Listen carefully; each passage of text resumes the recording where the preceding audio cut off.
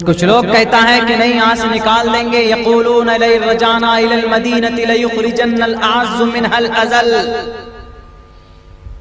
اب سے 1450 سال پہلے منافقین نے، مشرکین نے کہا تھا محمد الرسول اللہ صلی اللہ علیہ وسلم کو کہ ہم تمہیں مدینے سے نکال دیں گے، تم ذلیل ہو، تمہارے پاس طاقت نہیں ہے، تمہارے پاس پاور نہیں ہے، تمہارے پاس ایکسپیرینس نہیں ہے، تمہیں اس دھرتی سے، اس شہر سے نکال کر باہر پھینک دیں گے۔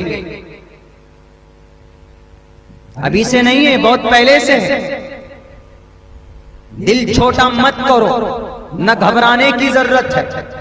ابھی این آر سی چلا جا رہا ہے، NPR NCR لاگو کریں گے، ہندوستان سے گھسپیٹیوں کو نکالیں گے۔ اس کی بنیادی وجہ کیا تھی NPR اور NCR لاگو کرنے کی، میں وہ آپ کے سامنے رکھوں گا، لیکن اس سے پہلے ہم مسلمان ہیں، ہمیں ہمارا کرتویہ یاد ہونا چاہیے۔ اللہ کے نبی آخری نبی ہیں، یگیم پر چچام یوم ستتتوتونی ووستی کبریتم پورویم گتم کستد ببھارتی۔ محمد آخری نبی ہیں، یہ جو شریعت لے کر آئیں گے یہ بالکل آخری شریعت ہوگی، اس کا فیصلہ حتمی ہوگا، کوئی اس کو بدل نہیں سکتا، کوئی اس کو چینج نہیں کر سکتا۔ اللہ نے قرآن کریم کے اندر کہا الیوم اکملت لکم دینکم، اے مسلمانوں ہم نے تمہارے دین کو مکمل کر دیا، اس کے اندر کوئی نقص نہیں، کوئی کمی نہیں۔ اگر تمہیں زندگی کی کسی موڑ پر ضرورت پڑ جائے، when you need and requirement, when you face the some problem and difficulties in entire world، اگر کوئی دقت ہو، کوئی پریشانی ہو، تو تم اللہ کے نبی محمد الرسول اللہ کی زندگی کو اٹھا کر دیکھنا، تمہاری پریشانیوں کا حل نکل جائے گا۔ کیوں؟ لقد کان لکم فی رسول اللہ اسوۃ حسنہ۔ بشنڈ کاک کا ترجمہ کرتے ہیں، بڑے ودوان نے لکھا بھی، یہاں نہ پکش باتیں کچھ راکھوں، وید پران سنت بد بھاکوں، تب لگ جو سندرم چاہے کوئی، بنا محمد پار نہ کوئی۔ اگر کوئی آدمی محبوب بننا چاہتا ہے، کامیاب بننا چاہتا ہے، تب لگ جو سندرم چاہے کوئی۔ If anybody, if anyone and will be peaceful, will be spiritual person, will be make their self a spiritual person، اگر اپنے آپ کو وہ انسان نیک انسان بنانا چاہتا ہے، that definitely that person must to do and must to follow the right path and the life and the method of the last prophet محمد صلی اللہ علیہ وسلم۔ محمد الرسول اللہ کی زندگی کو اپنانا ان کے لیے ضروری ہے۔ یہ صرف بائبل میں یا عہد جدید عہد قدیم کی کتابوں میں نہیں ہے، ہزاروں سال سے محمد الرسول اللہ کے اوصاف اور کمالات کو بیان کیا گیا، دنیا کے تمام دھرم گرنتھوں کے اندر ذکر کیا گیا۔ آج ہم لوگ کیوں ڈر جاتے ہیں؟ کیونکہ ہم مسلمانوں نے نبی پاک علیہ السلام کی مکمل زندگی جو تھی اس کو ہم نے چھوڑ دیا۔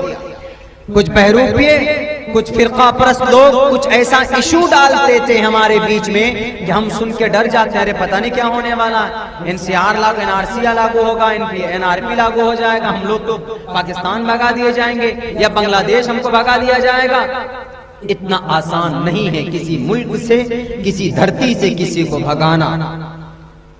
ہاں، ان لوگوں کو بھگانا آسان ہے جو گھسپیٹ ہے، جو ریفیوز ہیں، ریفیوزی بن کر آئے۔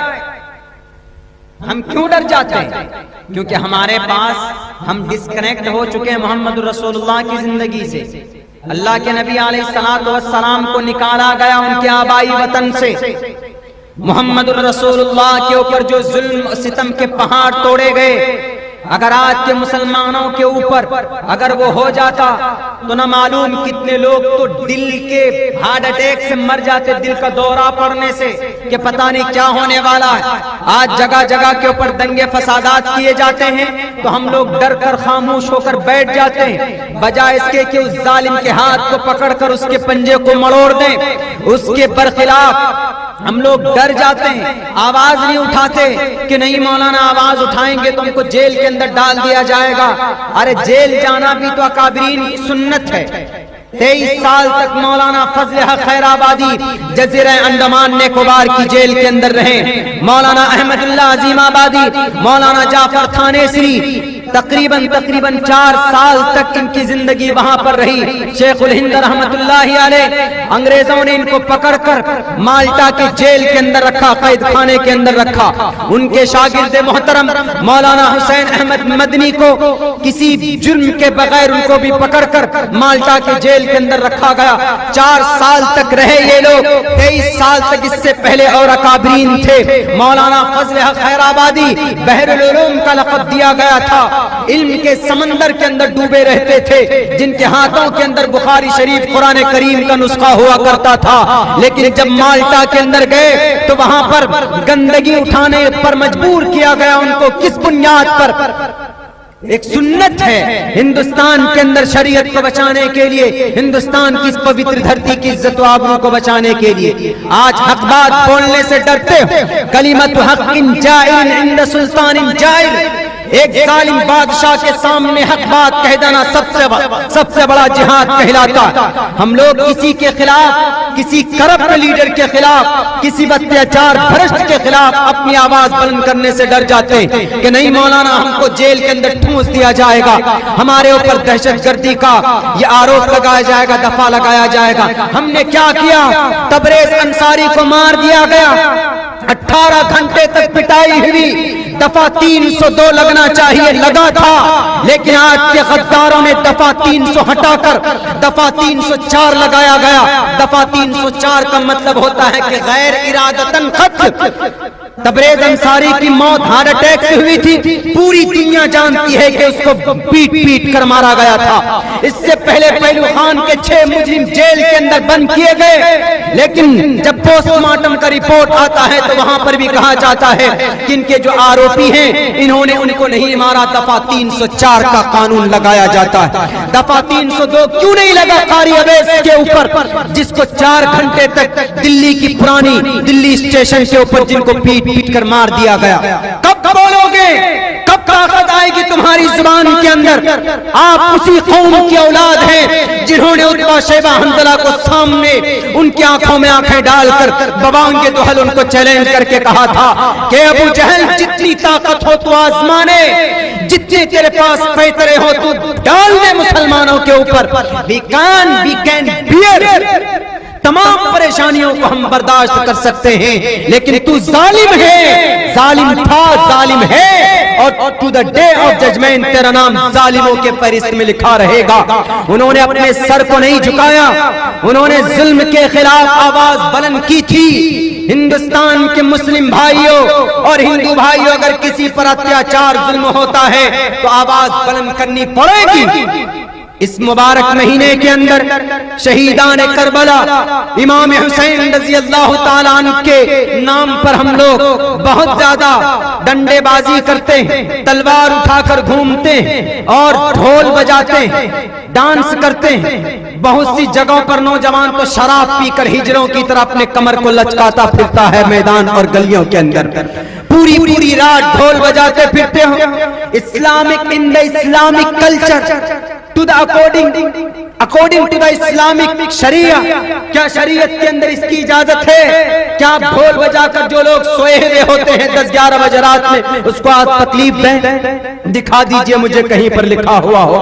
آپ کہتے ہیں کہ نہیں، ہم امام حسین کی یاد کو تازہ کر رہے ہیں۔ امام حسین نے تو رات کو تہجد کی نماز پڑھی تھی، فجر کی نماز پڑھ کر دعا کر کے ظالم بادشاہ کے سامنے عبید اللہ بن زیاد کے اور یزید ظالم اور فاسق مجروح جن کی عدالت ہو چکی تھی، اس کے ظلم کے خاتمے کے لیے کھڑے ہو گئے تھے، اسلام کے جھنڈے کو بلند کرنے کے لیے کھڑے ہو گئے تھے۔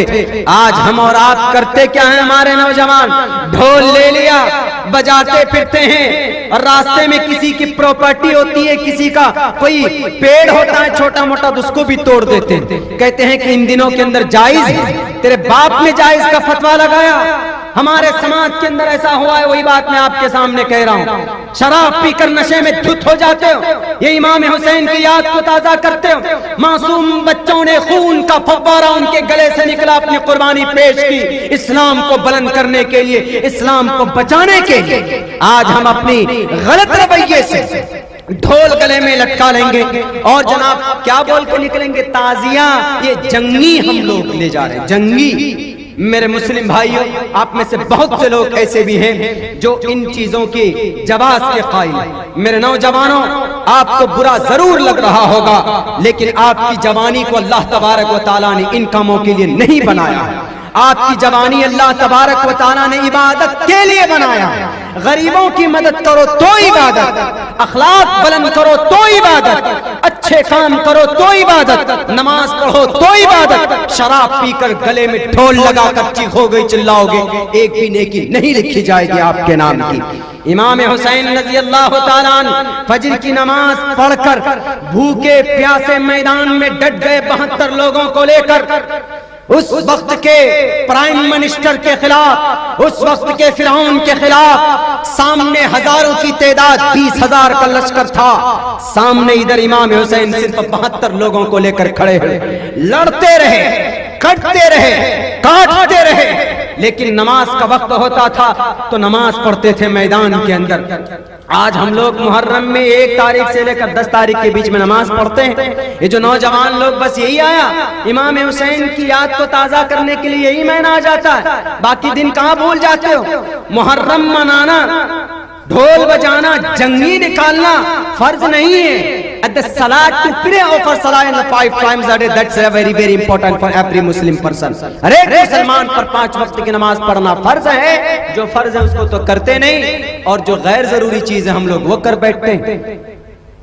ایسا ہو رہا ہے ہمارے سماج کے اندر۔ شہیدان کربلا، پیغام اس شہیدان کربلا سے ہمیں کیا ملنا چاہیے؟